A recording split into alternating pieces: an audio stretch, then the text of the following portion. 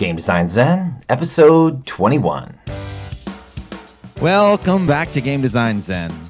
I, of course, am Curtis Murphy, and this is the intersection of games, life, and the pursuit of excellence.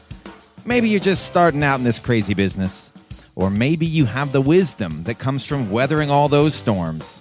Either way, we can all learn more about the art, the science, and the business, so we can level up to Zen.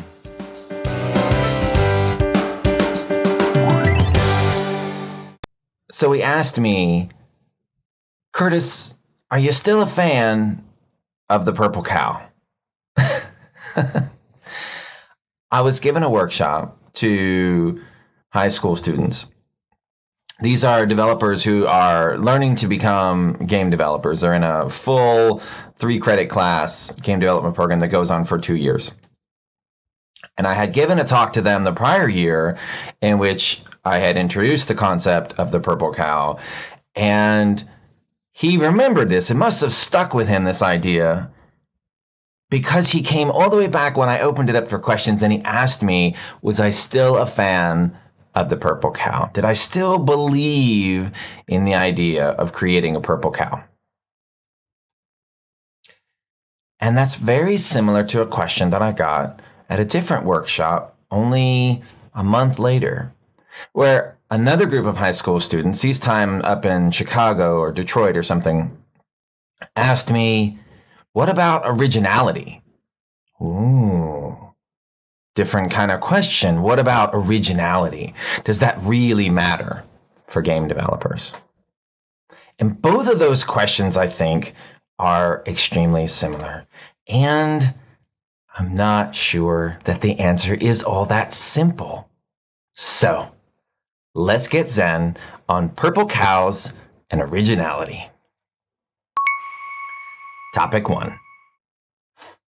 So the first thing we have to do is revisit what does it mean to be a purple cow. In case you haven't listened to this before, you didn't see episode 18, or you haven't heard me speak before, you may not know what a purple cow is. So here's the simple facts.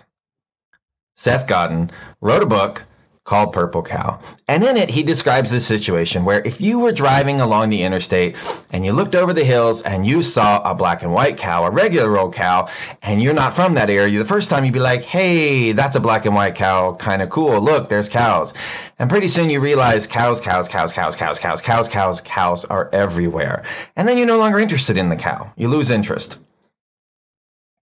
Then, though, what happens if you drive over a hill and you see an actual purple cow? Purpley spots and brightly colored, looks something like this. You will not just ignore that purple cow. You will stop your car. You will get out. You will take pictures. You will Facebook it. You will send it to your friends. It will go viral. And that was the idea that Seth was talking about in his book, that if you want to be successful, try to make a purple cow. Not just any old black and white cow.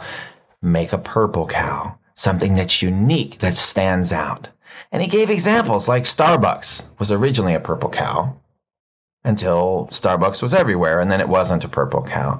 And modern examples, current day times, would be things like Poo-Pourri. Right? What? Poo-Pourri. Yes, it's a real product. Or the Dollar Shave Club, right? Some of these crazy products that, or what's that new one with the stool? Squatty Potty. Those are all purple cows. So that's the idea of a purple cow. Now, let's look at some products that have fully embraced this. So the best example I can think of right now is Jonathan Blow's new work, The Witness. Now, I'm not going to talk much about The Witness because I'm probably going to do a future podcast about it. I absolutely love his game. The only thing I'll say at this point is that it may just be one of the top 5 games of all time, in my opinion. Those are pretty strong words. That's pretty high praise because I have played, I don't know, maybe 1,000 games in my lifetime. So what about The Witness? Well, Jonathan Blow created an experience that was completely unique. Nothing like it has ever existed before. Sure, there's been puzzle games, and sure, there's been first-person experiences, and I promise you that if you play it, you have never played a game like this ever. That is a Purple Cow.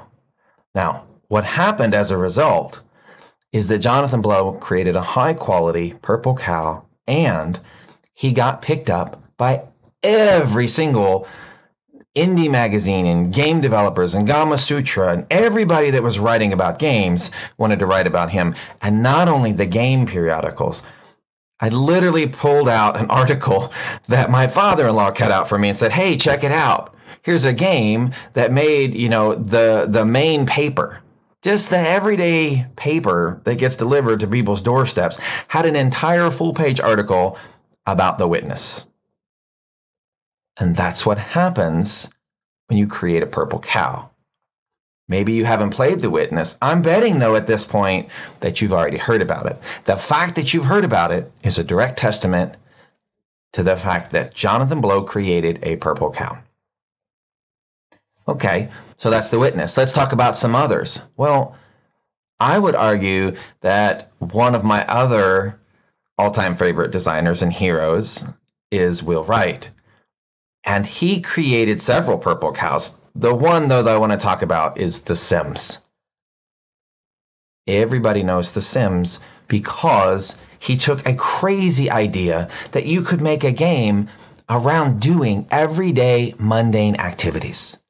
Cleaning dishes, getting a job, making breakfast, going to sleep, taking a shower, working out, all the things that aren't really awesome about our day jobs. And he turned that into an amazingly compelling experience. And The Sims became one of the most successful franchises of all time. Topic 2 is the flip side. What happens when we're not making Purple Cows? Right? What's the opposite of a Purple Cow? And the opposite of a Purple Cow is just a straight up incremental development. So the most obvious example that I can think of is an MMO. We think about what is the most successful MMO of all time. The most number of users, longest number of retention, highest earning, whatever metric you want to pick. Which one was the most successful? World of Warcraft, obviously. And World of Warcraft is not in any way, shape, or form a Purple Cow. There's no Purple Cow in World of Warcraft. What they did is they took an existing field and genre that had existed for years, Meridian 59, Ultima, EverQuest, going back to the Deku Mud days, lots and lots and lots of products had existed before that were exactly the same concept that was in World of Warcraft. And what Blizzard did was they polished it. They took it from the really hard domain where just ultra fans would play it and refined it to open it up to a whole entire audience. And you could say that that's a Purple Cow. I don't really think so, though. I feel like that's more of a refinement of the genre. Okay, well, let's look at another example. How about MOBAs? How about MOBAs, right? Multiplayer online battle arena, which we more commonly think of as League of Legends. Now, League of Legends could be the most original thing ever created, and it wasn't, because it was a direct spin-off of Dota.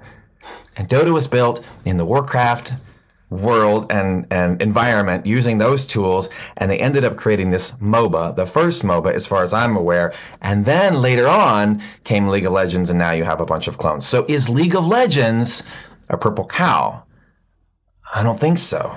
I think League of Legends is just like World of Warcraft. They took an idea that already existed and they refined it and perfected it and made what I believe is one of the most compelling experiences that you can have in modern gaming.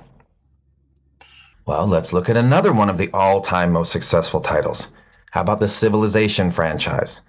Sid Meier, Civ 1, 2, 3, 4, 5, the spin-offs, all kinds of different products going all the way back to 1991, which is when the first Civilization was released. You could say, well, that's pretty original, that's pretty unique. We don't see a lot of turn-based strategy games nowadays. And that is entirely true.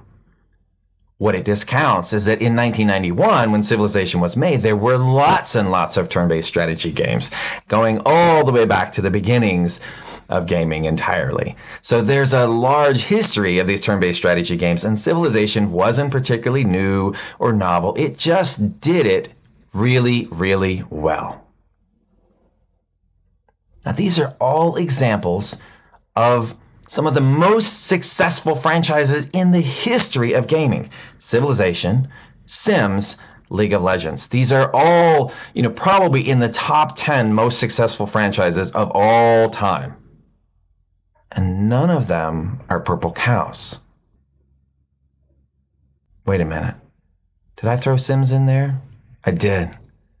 Sims is a Purple Cow. What did I leave off? World of Warcraft. That's what I meant to put in there. World of Warcraft, League of Legends, Civilizations. None of those are Purple Cows. Let's flip that back over to Purple Cows, though, and then we look at The Witness. We look at Sims, right? Now we have a baseline that we can go forward with. Topic 1 is introducing what is a purple cow and some specific examples. And topic 2 gets at the idea, well, what's not a purple cow? What isn't a cute little fuzzy purple cow that everyone will talk about and go viral? And yet, even so, some of the most successful franchises of all time. And of course, I'm leaving off first-person shooters and Call of Duty and all that because I think it's all pretty clear that we know that those aren't even in the realm of purple cows. They're just good games. Topic 3 takes us then to the heart of the matter.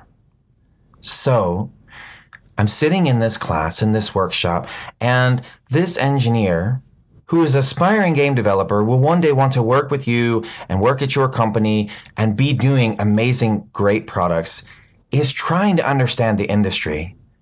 And he looks at me and he says, well, last year, Curtis said purple cows were awesome. And this year, he didn't talk about purple cows.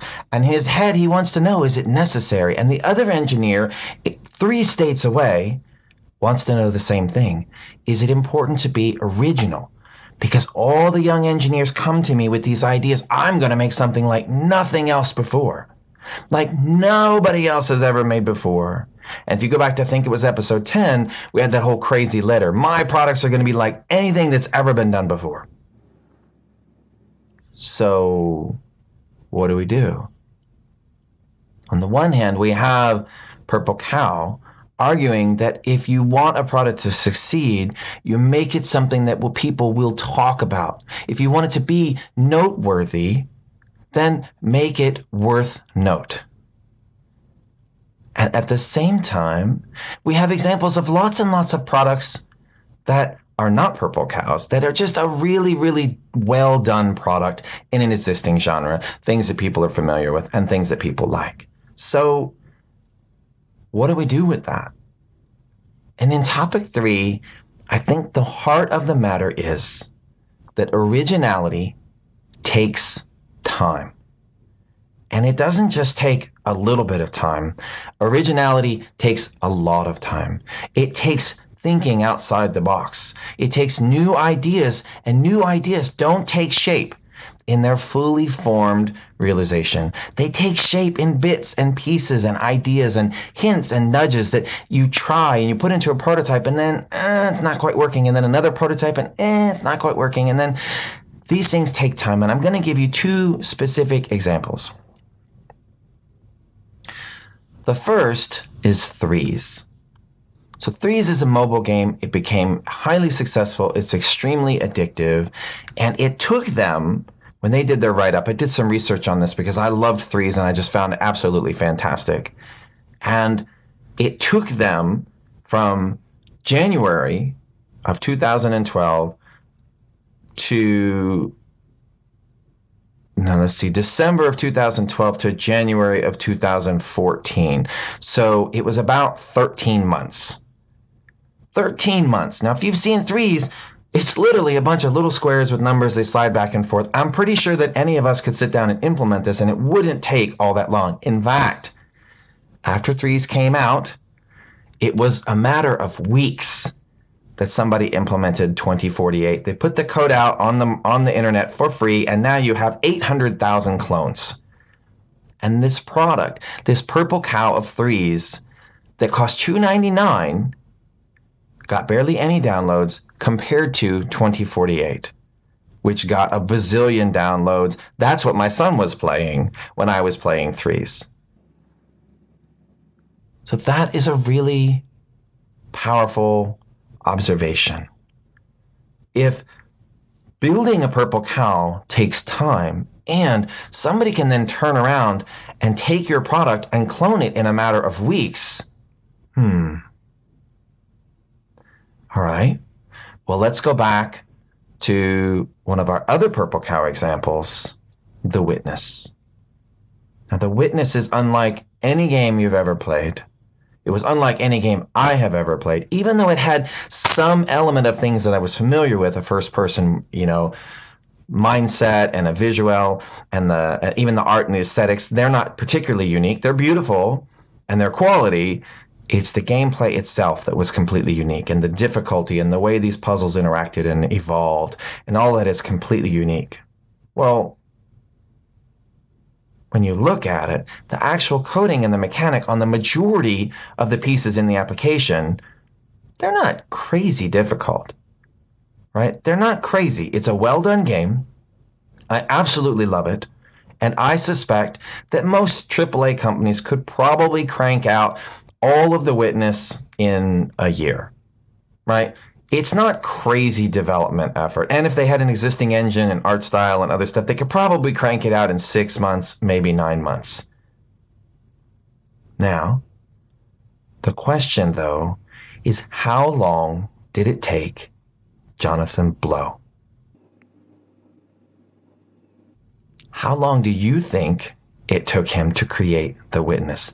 Now, Jonathan Blow is an experienced developer. He has decades of experience. He made The Braid. He made $5 million or something like that off of Braid and other titles, and he's a well-known speaker. He's extremely skilled. And he had this new idea, something different that he wanted to present from his mind to put into a fully realized product and get that out. He wanted to create a Purple Cow, and it just released in 2016 in January. So the question is, when did he start? And you'd have to go all the way back to 2009, which is when he made the first announcement, and he actually began development on the product in 2008. It took Jonathan Blow and his team, which was relatively small in size, 8 years to create The Witness, aka a Purple Cow. So the question isn't really, should you be making a Purple Cow or not? Of course you should be making a Purple Cow. Everybody wants to create a Purple Cow. And the reality is, Purple Cows take time. Building a completely unique and novel game takes time. When I sat down to build the Gratitude Habit and the marriage apps, those take time because I'm creating something new. Something that will potentially change people's lives because they've never heard it before. It's a brand new, novel, unique idea that nobody has seen before. And it takes time. The Gratitude Habit took me 16 weeks, and you'd look at it and think, that took 16 weeks? What a piece of crap. And it did. It did take 16 weeks to do. Purple Cows take time, and Purple Cows matter.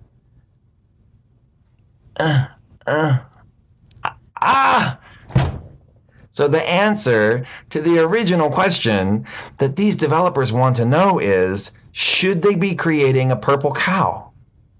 Should they be focusing on originality?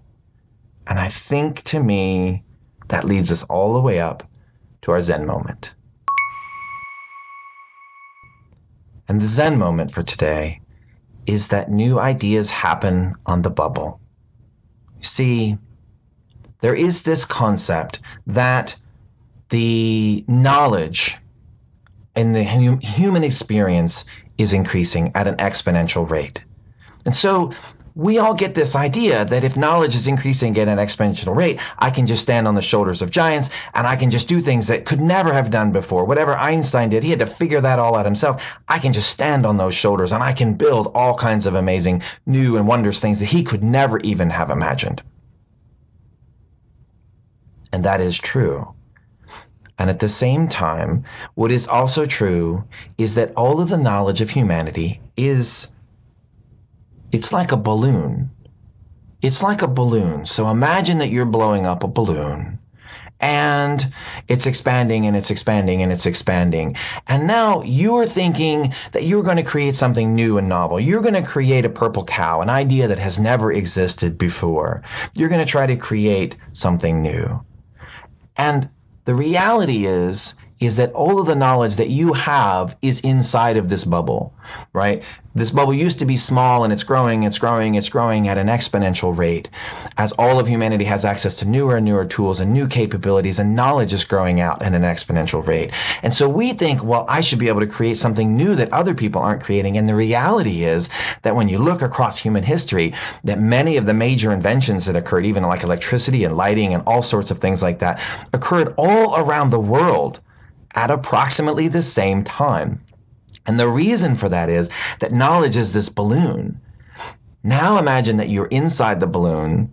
If you're in the center of this balloon, you're not going to be creating and expanding this balloon. Now imagine that you've become an expert in your field. And as you do, you move out toward the edge of the expanding knowledge.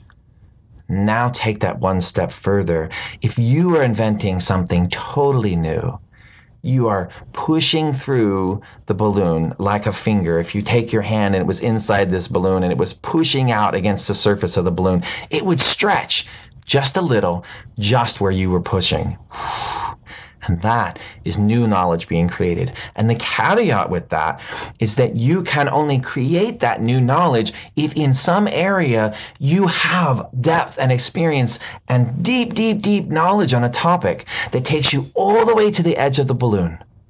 Because you can't push the balloon out unless you understand what's in that balloon, what's in that section, because you haven't even learned things that are necessary for you to push that balloon out.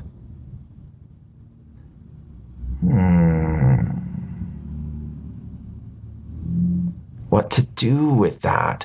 What to do with that? This is a really, really subtle, complex concept. And I think one of the best ways to address this is to look at Ira Glass, who gave a talk exactly about this topic. And I'm just going to read it to you. Nobody tells this to people who are beginners. This is Ira Glass. I wish someone had told me. All of us who do creative work, we get into it because we have good taste. But there is this gap. For the first couple years, you make stuff, it's just not that good. It's trying to be good. It has potential to be good, but it's not.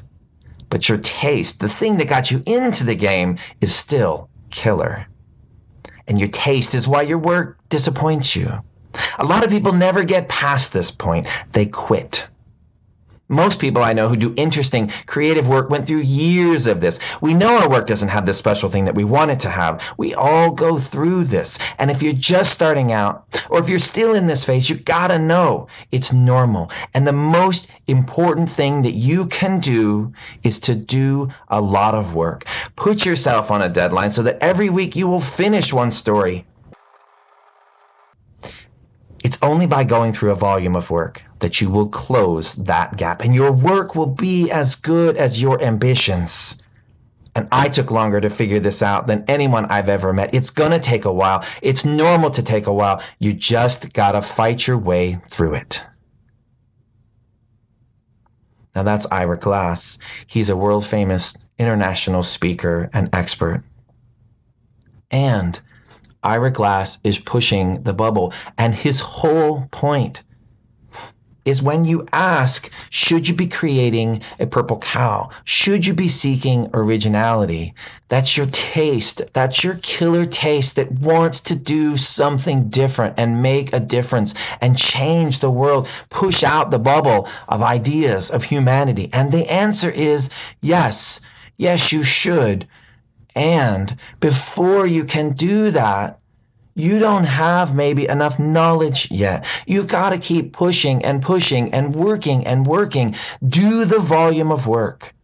Painters don't start by painting the Mona Lisa or the Sistine Chapel. They start small. So, you have to decide where you are on your journey. And when I answer those original students, when I sit down and they hear me talk about me creating a brand new paper, why games work, inventing a new idea, or they hear me talk about flow space and like, whoa, I invented this idea of creating this image and putting flow and looking at this in a new way.